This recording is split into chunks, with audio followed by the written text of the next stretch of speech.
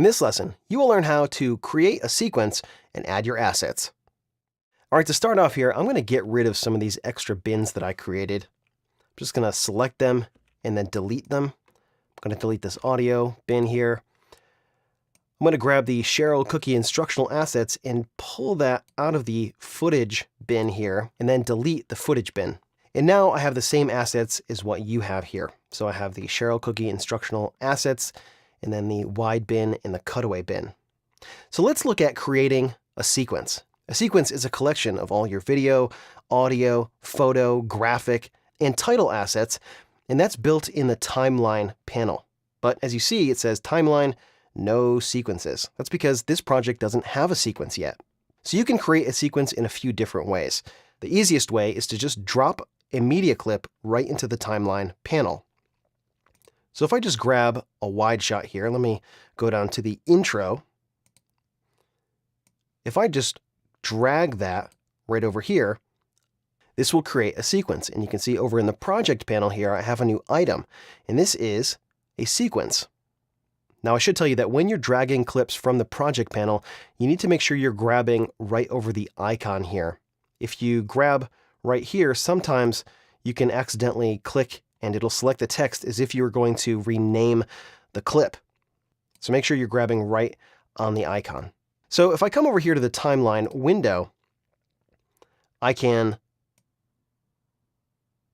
zoom out here and you can see what we have going on. Now we have a sequence to work with. You can see we have our clip here. We have our time ruler here, which is showing us hours, minutes, seconds, and frames. And time goes from left to right here. And then we have some video tracks and some audio tracks here.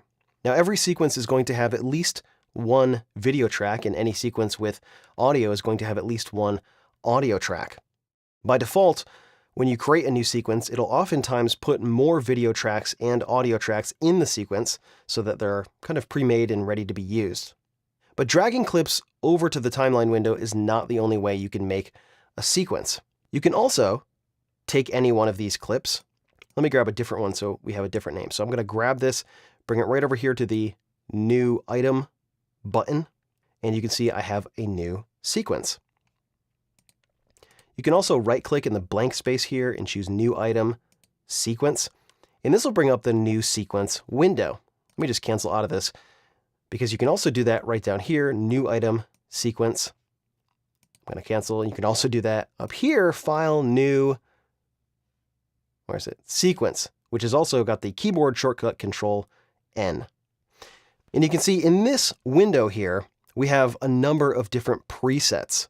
So I could select this preset here, and you can see in this description panel over here, it tells me I'm going to have 3 video tracks, and I'm going to have several audio tracks. It says 3 standard audio tracks, and then it's going to give me 3 5.1 audio tracks. That's not really something that I'm super interested in having.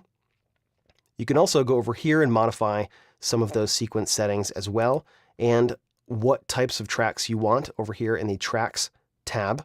And then you can save your presets down here. But the easiest way, again, is to just drag one of your media clips to this New Item button, and that will create a new sequence. And when you do that, this sequence is created with the right frame size. So you can see it's 1920 by 1080. It's the right time base. So this is 23.976 frames per second, which is correct. It's the right pixel aspect ratio, which is 1. It has the right audio sample rate, and everything's set up properly. So I'm going to get rid of this sequence here. I'm going to select it over here and just delete it. And then I'm going to take this sequence right here, CCI intro wide, and I'm going to pull it out of the Cheryl Cookie instructional assets bins, and I'm going to put it in its own bin called sequence. Now to add other assets to this, it's very, very easy, and that can also be done in a number of ways. So you can take anything from the project panel and just click and drag that right over in your sequence. You can see as you're dragging it, there are some lines that show up when you get to the edge of other media clips. And so this clip right here will snap to the edges of other media clips because snapping is turned on. Snapping is right here. It's also S on the keyboard. Items will also snap to the playhead. You can see right there. And so it's very easy to just pull things in from your project panel right into your sequence.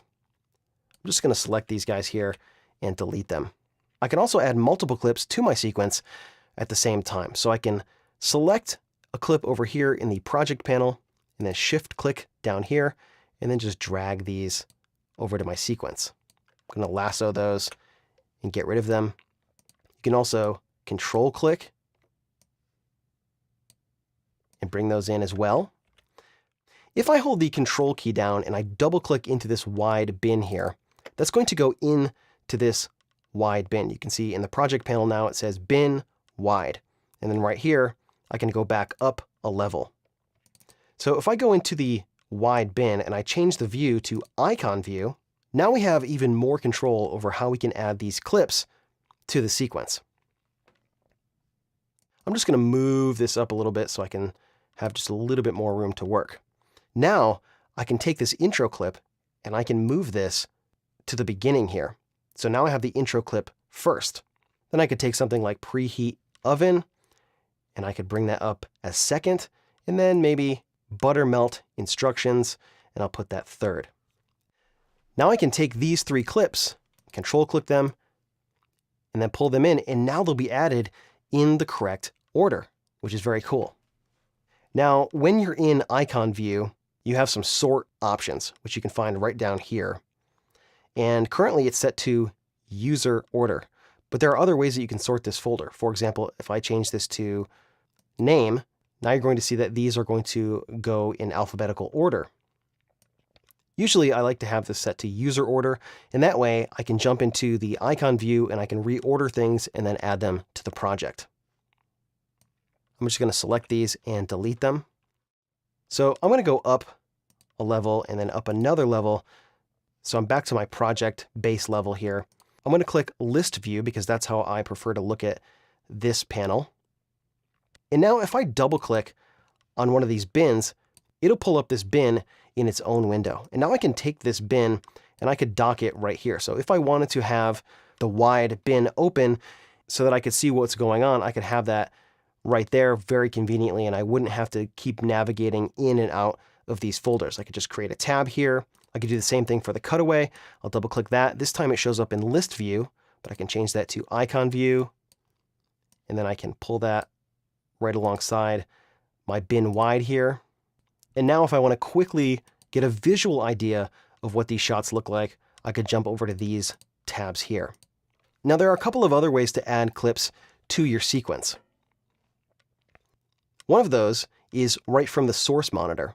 So if I double click on a clip, it's going to pull it up in the source monitor here. And from the source monitor, I can click anywhere inside this picture and then pull that down into the sequence, and that will add this clip to the sequence. I can also drag just the video by hovering over this little film strip icon right here. So I can click and drag, and now I can just add the video portion of this clip. I could do the same thing with the audio. I'm just going to select those and delete those. So you can use the source monitor for adding clips to your sequence as well. I'm going to jump back over here to this wide bin here. There's an additional way to add clips to the sequence when you select multiple clips. There's a button right down here. It's called Automate to Sequence. And when you click this, you get some options. You can see we can select the order, and we can use the sort order or the selection order. And then we have several more options here. We can apply default audio transitions. We can apply default video transitions. And so we can have these added as well. If I zoom up on the timeline, you can see I have audio transitions and video transitions. So it's just another tool that you can use to add clips to your sequences. You can do the same thing over here in the list view. I'm back to the project panel here. So I can select these guys here. I can click Automate to Sequence, and then I can choose selection order or sort order. So if I wanted to add these in a particular order, I could say selection order, and then I could add them to the sequence that way as well. So there are many ways that you can add clips to your sequence, and it's very, very easy to do. In the next lesson, you're going to learn how to mark the in and out points in your clips to make editing in the timeline much faster.